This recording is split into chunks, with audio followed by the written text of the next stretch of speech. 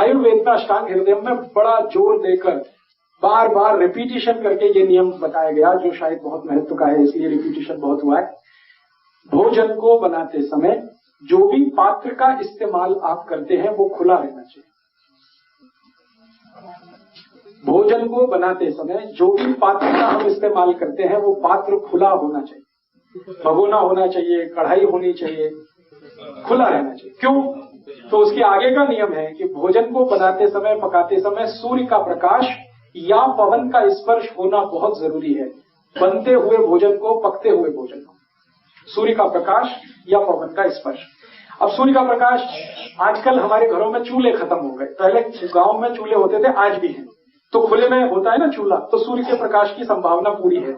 और वो अलग से बनाते हैं, क्या कहते हैं उसको, हम तंदूर कहते हैं, तंदूर भी खुले में बनाते हैं, तो वहां भी सूर्य का प्रकाश आना संभव है। तो खुले में अगर खाना बन रहा है तो सूर्य का प्रकाश आएगा, वो पक्की बात है। नहीं तो कवर्ड एरिया में बना रहे हैं तो खुला रखिए ताकि पवन जा सके, उसमें हवा जा सके, प्राणवायु जा सके। प्राणवायु माने ऑक्सीजन, ऑक्सीजन माने आग, सीधी सी बात, आग है ऑक्सीजन। तो बनते हुए खाने को आग की ही जरूरत है, वो ऑक्सीजन से ही मिलती है उसको। इसलिए जितना खुला रहेगा भगोना या कढ़ाई, उतनी ज्यादा ऑक्सीजन, उतनी ज्यादा प्राणवायु जाएगी और भोजन जो पकेगा वो बहुत अच्छे से पकेगा। नीचे से आग लग रही है वो अग्नि की है, ऊपर से आग है वो ऑक्सीजन की है, वो कंप्लीट डाइजेस्ट होगा क्योंकि कंप्लीट उसका कुकिंग होगा। इसका सीधा सा मतलब एक ही है, प्रेशर कुकर में खाना मत बनाइए क्योंकि वो खुला हुआ नहीं है। प्रेशर कुकर चारों तरफ से बंद है, ना उसमें पवन जा सकता है ना प्रकाश जा सकता है।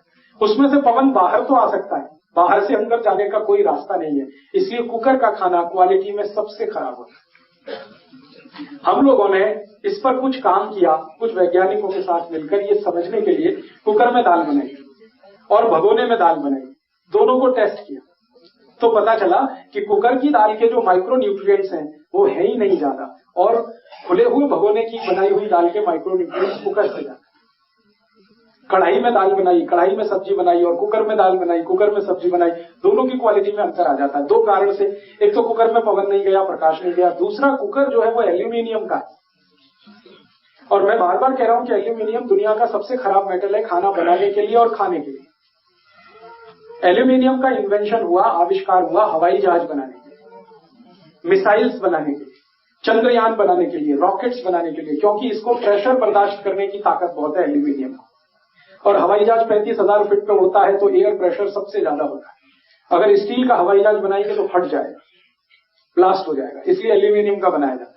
एल्यूमिनियम हवाई जहाज बनाने के लिए बहुत अच्छा मेटल है, मिसाइल बनाने के लिए अच्छा है, यान बनाने के लिए अच्छा है। ये खाना बनाने के लिए अच्छा मेटल नहीं है क्योंकि हैवी मेटल है, बॉडी में जाएगा तकलीफ करेगा। सोलर कुकर में अगर आपके ये जो यूटेंसिल्स हैं, पात्र, अगर वो एल्यूमिनियम के नहीं है तो अच्छा है, क्योंकि सोलर कुकर में भी एल्यूमिनियम के ही पात्र आजकल रखने लगे। मैंने एक सर्वे किया था मेरे जीवन में, जिस दिन से मुझे ये बहुत तकलीफ हो गई, इसलिए मैं सबको बोल के कहता हूं, ये 1000 गरीब मरीज मेरे पास ऐसे हैं जो दमा, अस्थमा, ब्रोंकियल अस्थमा, ट्यूबरकुलोसिस के पेशेंट, 1000 से ज्यादा है, और कई साल से ट्रीटमेंट उनका चलता है, धीरे धीरे ठीक होता है। आप जानते हैं टीबी जल्दी ठीक नहीं होती। उनके घरों में जा जाके मैंने देखा क्या होता है भाई, क्यों इनको टीबी है, क्यों अस्थमा है, क्यों दमा है, ना सिगरेट पीते, ना बीड़ी पीते, ना तंबाकू खाते। तो घरों में जाके देखा तो रोज एल्यूमिनियम के बर्तन में ही खाना बनाते हैं और खाते हैं। क्यों? तो कहते हैं जी सस्ता है। बात तो सही है, सस्ता है, उनको बाकी मेटल्स बहुत महंगे पड़ते हैं। तो चूंकि सस्ता है इसलिए एल्यूमिनियम का वो बर्तन लाके खाना बना रहे हैं और खा रहे हैं, और उसका अंतिम दुष्परिणाम है टीबी से मर रहे हैं। इधर पैसे बचाए, उधर अपना जीवन गंवाए। और मैं आपको थोड़ा एक हिस्टोरिकल फैक्ट शेयर करना चाहता हूं कि एल्यूमिनियम के बर्तन भारत में खाने पीने के काम में कब से आए। अंग्रेजों की जब यहाँ सरकार चलती थी इस देश में, तो अंग्रेजों के देश में एल्यूमिनियम का आविष्कार हुआ 18th सेंचुरी। उसके बाद उन्होंने हवाई जहाज वगैरह बनाया 1905 में। उस समय अंग्रेजों को किसी वैज्ञानिक ने बताया उनके देश के कि ये खाने पीने के लिए बहुत खराब है, बाकी के लिए अच्छा है। तो अंग्रेजों ने भारत के लिए कानून बना दिया कि भारत की जेलों में जितने क्रांतिकारी बंद हैं सबको एल्यूमिनियम के बर्तन में ही खाना दो ताकि जल्दी मरे। हमारे जो क्रांतिवीर थे अंग्रेजों के लिए वो सब आतंकवादी थे। भगत सिंह, उधम सिंह, चंद्रशेखर, सुभाष चंद्र बोस, अशफाक उल्लाह, तात्या टोपे, ये सब हमारे लिए क्रांतिकारी थे, देश की आजादी लाने वाले। अंग्रेजों के लिए वो सब खतरनाक लोग थे। तो अंग्रेज चाहते थे कि जेल में बंद करके इनको मारा जाए और स्लो पॉइजन लेके मारा जाए, पता भी न चले और मर भी जाए। तो उनके लिए उन्होंने एल्यूमिनियम के बर्तन लाए और तब से भारत की जेलों में कानून आ गया कि जो जेल का कैदी है उसको एल्यूमिनियम के पात्र में ही चाय मिलेगी, एल्यूमिनियम के पात्र में ही पानी मिलेगा, उसी में रोटी खानी पड़ेगी, उसी में सब। और आज तक वो कानून हमारी जेलों में चला आ रहा है। अंग्रेज तो चले गए 1947 में, लेकिन वो कानून अभी भी है। अभी भी जेल में आप जाएंगे तो हमारे भाई बंदे जो कैदी बन के वहां हैं उनको एल्यूमिनियम में ही खाना है। मेरे बहुत सारे दोस्त हैं जो जेल सुपरिंटेंडेंट हैं, जेलर हैं, मैं बहुत उनको बोलता हूं कि इसको बदल दो, अंग्रेजों के जमाने का नियम था, अब तुम बदल दो। तो वो कहते हैं कि ये हम नहीं बदल सकते, ये संसद बदलेगी। तो संसद में बैठे हुए लोगों को बताओ, समझाओ, तो कहते हैं आप समझाओ, मैं क्यों समझाऊं। सुपरिंटेंडेंट कहता है, जेलर कहता है मैं क्यों बताऊं, आप बताओ ना। और फिर वो अंत में कहता आप ही संसद में जाओ ना और जाके इस कानून को बदलो। माने मैं आपको जो इनसेंसिटिविटी बताना चाहता हूं हमारी सरकार की, कि आजादी के 60 साल के बाद भी ये नियम कायदा कानून बदला नहीं गया इस देश। एल्यूमिनियम के बर्तनों में आज भी वहां खाना बट रहा है और वो आज भी टीबी और अस्थमा और दमा से मर रहे हैं। अंग्रेजों के जमाने में तो क्रांतिकारियों को होता ही था ये दो बीमारी। तो मेरी आपको विनती है कि आपके घर में कोई भी एल्यूमिनियम का बर्तन तो कभी मत लाए। कुकर तो जितना कम इस्तेमाल करें उतना अच्छा है। फिर आप कहेंगे कि उसमें समय कम लगता है, मैंने उसका भी कैलकुलेशन किया। कुकर में दाल बनाने में 10 मिनट लगता है और भगोने में दाल बनाएंगे तो उसमें 25 मिनट लगता है, बस इतना ही अंतर है। 15 मिनट आप बचाते हैं एक दिन में, तो महीने का, फिर साल का, फिर 100 साल का कैलकुलेशन मैंने किया। तो जितना समय आप बचाते हैं उतना आपका हॉस्पिटल में चला जाता है जब आप दमा के मरीज हो जाते हैं या अस्थमा के मरीज हो जाते हैं या टीबी के मरीज हो जाते हैं, और वो समय बचाया हुआ वहां जाता है पैसे के साथ। समय तो जाता ही है, पैसा भी जाता है। तो अल्टीमेटली ये कोई बेनिफिशियल नहीं है आपके लिए कि आपने 15 मिनट बचा लिया। आप अपने घर के टाइम को थोड़ा मैनेज कर दीजिए। जैसे दाल पकने को रख दिया, 25 मिनट लगना है खुले बर्तन में, ये पक्का है, तब तक आप दूसरे काम निपटा लीजिए। कोशिश कुछ इस तरह से करें। तो आप बोलेंगे सबसे अच्छे बर्तन कौन से हैं? एल्यूमिनियम तो सबसे खराब है, ये जान लीजिए। फिर सबसे अच्छे जो बर्तन भारत में माने जाते हैं उनमें है पीतल, सबसे अच्छा भोजन बनाने के लिए, भोजन खाने के लिए। पीतल के बाद जो दूसरा सबसे अच्छा एलॉय है वो कांसा। कांसे के बर्तन अभी भी बनते हैं पंजाब में, हरियाणा में, छोटे छोटे गांव में बहुत सारे बर्तन बनाने वाले लोगों की जातियां हैं जिनको शायद ठटेरे कहते हैं, वो लोग बनाते हैं ठोक कर पीट कर। तो कांसे के बर्तन ले आइए, बहुत अच्छे हैं। पीतल के बर्तन ले आइए, बहुत अच्छे हैं। और आपने थोड़ी देर पहले कहा दही, दही हमेशा कांसे के बर्तन में खाएं तो अमृत है, लोहे के बर्तन में खाएंगे तो वो लोहे ही जैसा है। हाँ, बहुत अच्छा सवाल। हरा कब होता है? जब दही खट्टा होता है। खट्टा दही कांसे के बर्तन में डालने से पहले गुड़ मिला के फिर आप खाइए, कभी भी हरा नहीं होगा। दही जैसे ही खट्टा हुआ तुरंत गुड़ डाल दीजिए उसमें।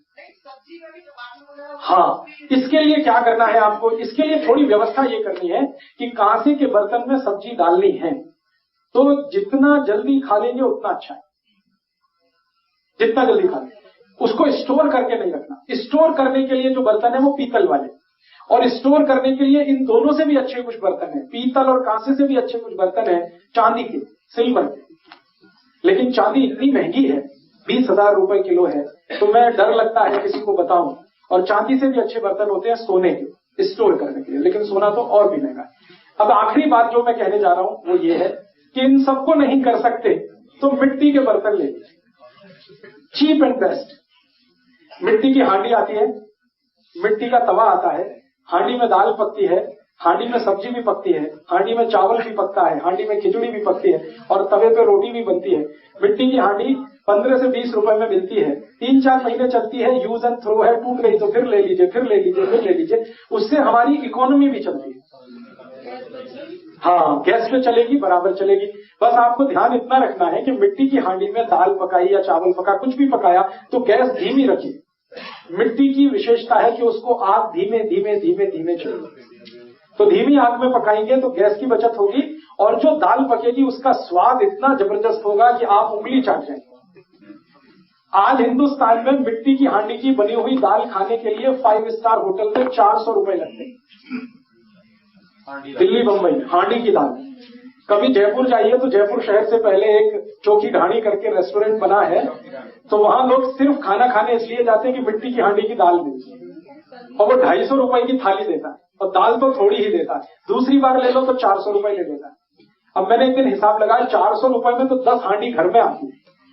लेकिन लोग ऐसे हैं कि 400 रुपए की दाल खाने वहां जाते हैं लाइन लगा के, घर में 4 हांडी ले आए और उसमें दाल पकाएं, वो उनको तकलीफ करता है। तो मेरा तो आपसे कहना, मिट्टी की हांडियां शुरू करिए लाना। मैं तो, मुझे बचपन का याद है, मेरा जन्म गांव में हुआ, मेरी दादी माँ दूध बनाती थी मिट्टी की हांडी में, दूध पकाती थी और बहुत धीमी धीमी आंच पर वो दूध पकता था। पकते पकते एकदम लाल हो जाता था और उस दूध का जो स्वाद है वो किसी दूध में नहीं आता। और उस दूध का जब दही जमाते थे एकदम लाल सुरख दही होता था। उसका जब मक्खन निकालते थे तो मक्खन भी उसका ऐसा ही होता था और उसकी छाछ पीते थे, माने लस्सी, और भी अद्भुत होती थी। वो स्वाद हमने सब भुला दिया। मॉडर्नाइजेशन के चक्कर में, अमेरिका की और यूरोप की नकल करने के चक्कर में हम मिट्टी को भूल गए। कुकर ले आए, यूटेंसिल्स आ गए, फ्यूचुरा आ गया, फिर ये आ गया, महंगे महंगे चीजें, सस्ती चीज क्वालिटी। अब मैं आपको जो और गहरी बात कहने जा रहा हूं वो ये कि मिट्टी के बर्तनों में खाना बनाएं और उसका उपयोग करें, उसमें स्टोरेज करना सबसे अच्छा है। दाल पकाई, अब आपको स्टोर करके रखनी है, मिट्टी की हांडी में रख दीजिए, भूल जाइए, कोई तकलीफ नहीं।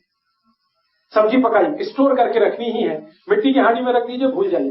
दही बनाया, स्टोर करके रखना है, मिट्टी की हांडी में रख दीजिए। दूध रखना है, मिट्टी की हांडी में रख दीजिए। ये स्टोरेज के लिए मिट्टी सबसे अच्छी है, पकाने के लिए भी सबसे अच्छी। कांच भी मिट्टी का ही एक स्वरूप है। कांच जो बनता है ना, मिट्टी से ही बनता है। सिलिका माने मिट्टी।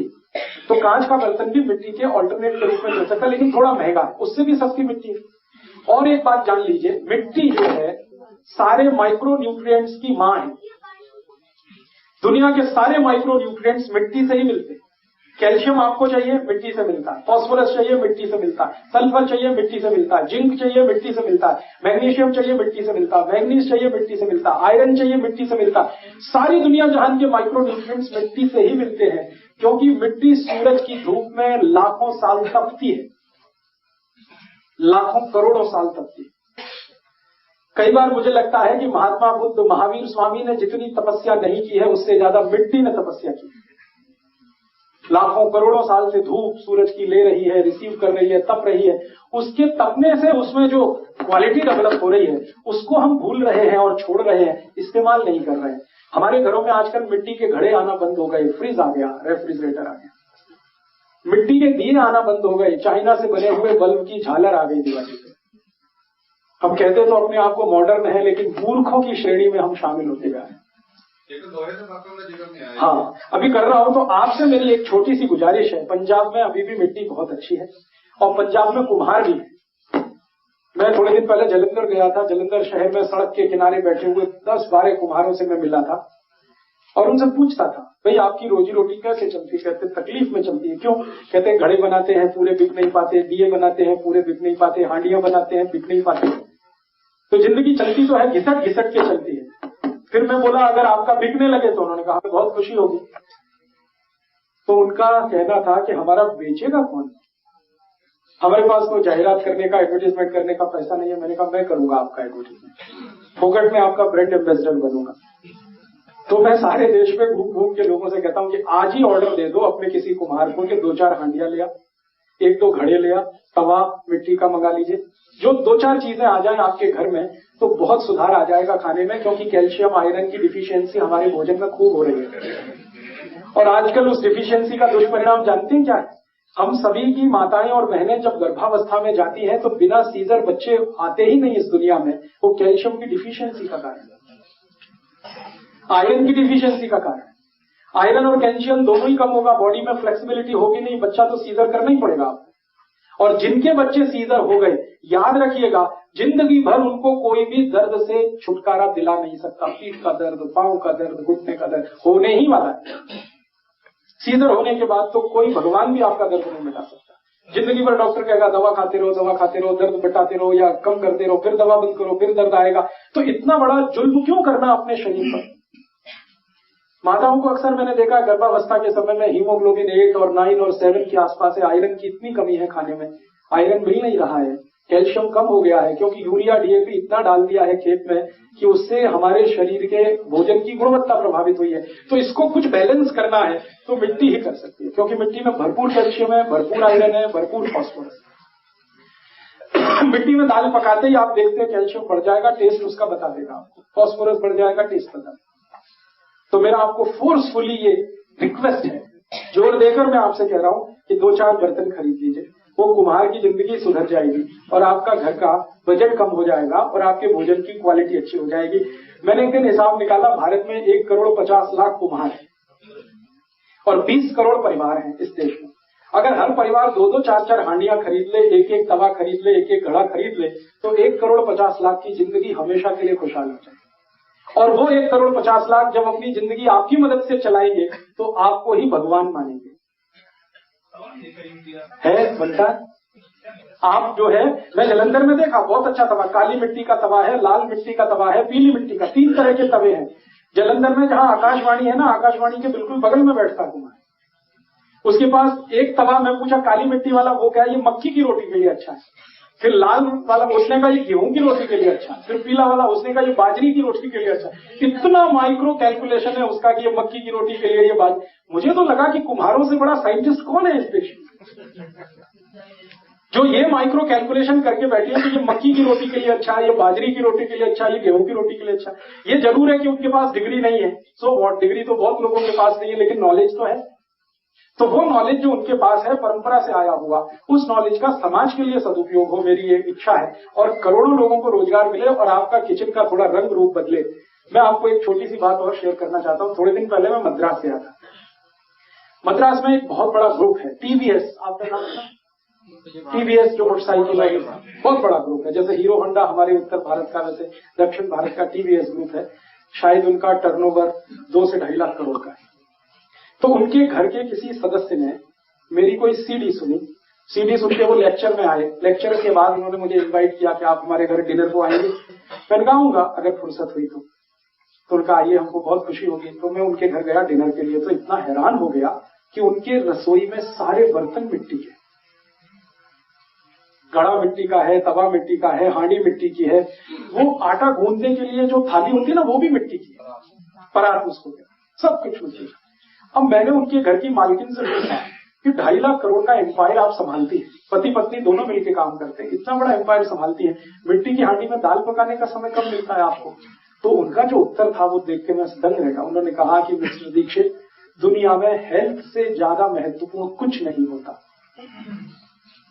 अगर हमारी हेल्थ हम मेंटेन नहीं कर सकते तो ये 2.5 लाख करोड़ कुछ काम का नहीं। अगर हम बीमार पड़ते हैं, डॉक्टरों के पास जाते हैं, इधर हजारों करोड़ कमाते हैं, उधर कमाते हैं, तो ये किसी काम का नहीं।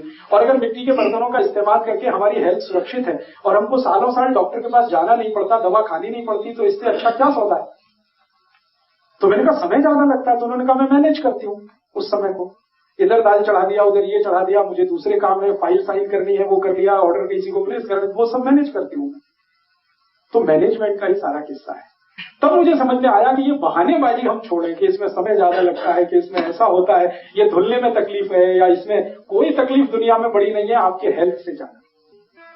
तो आपकी हेल्थ को ध्यान में रखिए। अगर आप मिट्टी के बर्तन लाएंगे तो बहुत ही अच्छा, स्टोरेज के लिए भी, पकाने के लिए। दूध आप जरूर पकाइए मिट्टी की हांडी में, फिर पी के देखिए। दही जमाइए मिट्टी की हांडी में, फिर खा के। आप कभी बंगाल जाते हैं? कलकत्ता में वो मिष्टी दही, मीठा दही मिलता है, सारा देश और दुनिया उसकी गुणगान करता है। उस दही की सारी क्वालिटी वो मिट्टी के कुल्हड़ की है, मिट्टी की छोटी छोटी हांडियों में दही जमा के रखते हैं, उसका टेस्ट। और रसगुल्ला बनाते हैं, वो रसगुल्ले का दूध मिट्टी की हांडी में उबालते हैं, तब जाके वो रसगुल्ला इतना सॉफ्टी बनता है। वो कहते हैं कि अगर हम किसी दूसरे बर्तन में दूध उबालकर उसको फाड़े तो रसगुल्ले में सॉफ्टनेस नहीं आती, मिट्टी की हांडी में बनाते हैं तो सॉफ्टनेस आती है। तो पूरे बंगाल में, उड़ीसा में, और अब तो मैं एक और बात आपसे शेयर करने जा रहा हूं कि भारत के सारे बड़े मंदिर, देवालय, भगवान के स्थान मिट्टी के बर्तनों में ही प्रसाद बनाते हैं और भगवान को अर्पण करते हैं। कभी आप पुरी जाइए, जगन्नाथपुरी में भगवान कृष्ण का मंदिर है। वहां जो प्रसादम बनता है, भोग लगता है, वो मिट्टी की हांडी में लगता है। पहली बार जब मैं गया तो वहां के पुजारी को मैंने पूछा कि आपका मंदिर बहुत गरीब है क्या, जो मिट्टी की हांडी में खाना बनाता है? तो पुजारी ने कहा कि हमारे मंदिर के पास 5,600 किलोग्राम सोना है, मंदिर के पास। आप क्या कहते हैं, गरीब है? मैंने कहा हाँ, ये तो नहीं कह सकता गरीब है। उन्होंने कहा हम तो मिट्टी की हांडी में इसलिए भगवान को प्रसाद अर्पण करते हैं कि मिट्टी पवित्र होती है, उससे ज्यादा पवित्र दुनिया में कोई चीज नहीं। तब मुझे स्ट्राइक किया कि मुझसे ज्यादा इंटेलिजेंट तो ये मंदिर का पुजारी है, जो ये मानकर काम कर रहा है कि मिट्टी पवित्र होती है, मुझे ये बात समझने में लेबोरेटरी लगती है, रिसर्च लगता है, उसको ये बात समझने में 1 ही मिनट लगती है मिट्टी पवित्र होती है। तो मिट्टी की पवित्रता, मिट्टी के गुणगान जितने आप करना चाहें करिए, लेकिन जिंदगी में रखिए। और फिर मुझे लगता है कि हमारे बुजुर्गों की कहावत हम सिद्ध कर पाएंगे, मिट्टी से जुड़े रहो, तो वो तभी संभव है जब मिट्टी की हांडियां हैं, मिट्टी की कढ़ाई है, मिट्टी के बर्तन है आपके घर में। कोशिश करिए घड़ा तो आ ही जाए मिट्टी का पानी के लिए। दूसरी कोशिश करिए पीने के लिए गिलास जो चाहिए वो मिट्टी के आ जाए आपके घर में। तीसरी कोशिश करिए 2-4 हांडियां आ जाए, तवा आ जाए। यहीं पटियाला के आसपास के किसी कुमार को ऑर्डर दे दीजिए, वो इतना खुश हो जाएगा, वो कहेगा कि ये कहाँ से भगवान लोग चले आ रहे हैं मेरी मदद करने के लिए। और आपकी जीवन और आपकी जिंदगी दोनों बदलेगी। और मैं आपको एक छोटी सी अपनी ऑब्जर्वेशन कहना चाहता हूँ, जिनको भी डायबिटीज है, जिनको भी अर्थराइटिस है, जिनको भी ब्लड प्रेशर हाई है, जिनको भी ब्लड प्रेशर लो है, जिनको भी कोलेस्ट्रॉल ज्यादा है, जिनको भी ट्राइग्लिसराइड्स की प्रॉब्लम है, ये सब लोग कल से ही मिट्टी की दाल खाना शुरू करें, हांडी से चावल खाना शुरू करें, खिचड़ी। और 3 महीने के बाद आप ऑब्जर्व कर लीजिए, बिना मेडिसिन खाए आपका ट्राइग्लिसराइड कम हो रहा है, बिना मेडिसिन खाए आपका डायबिटीज माने शुगर कंट्रोल हो रहा है, बिना मेडिसिन के आपका बीपी कंट्रोल हो रहा है, बिना मेडिसिन की बहुत सारी चीजें हो रही है, क्योंकि बॉडी को जो खुराक चाहिए वो आपको भरपूर मिल रहा है। अब इसके बाद मैं चाहता हूं कि आपके मन में कुछ प्रश्न है तो आप जरूर करें। लोहे के बर्तन की बात, हाँ, लोहे के बर्तन के बारे में ये कहा जाता है कि लोहा जो रॉट आयरन है, रॉट आयरन, एक तो स्टेनलेस स्टील है, ये अच्छा नहीं होता, रॉट आयरन बहुत अच्छा। जो प्योर आयरन फॉर्म में मिलता है ना, थोड़ा काला काला, वो लोहे के बर्तन। तो उस लोहे के बर्तन में आप सब्जियां बना सकते हैं, दाल भी चाहे तो पका सकते हैं। लोहे की कढ़ाई आप बाजार में मिलती है आसानी से, वो कई गुने अच्छी है प्रेशर कुकर से। हाँ, काली हो जाती है तो उसका तरीका बताता हूँ साफ करने का। लोहे की कढ़ाई को साफ करने के पहले उसमें नींबू निचोड़ दीजिए, या नींबू के छिलके से उसको अच्छे से घुमा दीजिए, और आपके घर में जो भी साफ करने के लिए है उसको रब करके कर दीजिए, बिल्कुल क्लियर हो जाए। नींबू इस्तेमाल करके सब क्लियर कर देता है। लोहे की कढ़ाई जिਵੇਂ ਮਰਜ਼ੀ ਸਾਫ ਕਰੋ, मैं खुद यूज करता जी लोहे ਦਾ। बहुत अच्छा। ਉਹਦੇ ਵਿੱਚ ਜਿਹੜੀ ਚੀਜ਼ ਬਣੂਗੀ ਸਾਫ ਕਰਨ ਤੋਂ ਬਾਅਦ ਉਹਦਾ ਕਲਰ ਬਲੈਕ ਹੀ आएगा, क्योंकि आयरन उसमें आने ही वाला है। वो तो आयरन ब्लैक है तो आयरन आएगा, तो वो तो थोड़ी ब्लैकिशनेस आएगी, उससे घबराइए मत। क्योंकि आयरन की गोलियां खाते हैं आप, हजारों रुपए खर्च करते हैं, उससे अच्छा आयरन की कढ़ाई है आपके पास। इतना जरूर ध्यान रखिए कि ये जो आयरन है कढ़ाई में, रॉट आयरन, ये स्टेनलेस स्टील से अच्छा है, और कई गुना ये एल्यूमिनियम से भी ज्यादा अच्छा है। स्टील अच्छा है लेकिन 50-50 स्टील से अच्छा आयरन है। स्टील को क्या कहते हैं, स्टेनलेस बनाने के लिए उसमें निकिल और क्रोमियम 2 केमिकल मिक्स करने पड़ते हैं, दोनों ही हैवी हैं। तो स्टेनलेस स्टील से अच्छा हमेशा आयरन होता है, आयरन से अच्छा हमेशा कांसा है, कांसे से अच्छा पीतल है, और इन सब से अच्छा मिट्टी। हाँ, कुछ लोग कलई कर लेते हैं, और वो कलई इसलिए की जाती है कि थोड़ा सफाई में मदद करे और उसमें ज्यादा घी भी नहीं चिपके, क्योंकि वो कलई करते ही थोड़ा स्टिकनेस उसकी कम हो जाती है, तो वो घी ज्यादा नहीं चिपकता, तेल ज्यादा नहीं चिपकता। लेकिन कलई ना करें तो अच्छा ही है, कलई कर भी लेंगे तो इतना खराब नहीं, इतना खराब नहीं। आजकल जो ज्यादा बीमारी है लगभग इंसान को तेजाब की और गैस। बहुत अच्छा। मैं अभी बीमारियों पे बात शुरू करूं उसके पहले आज के सूत्रों पे आप प्रश्न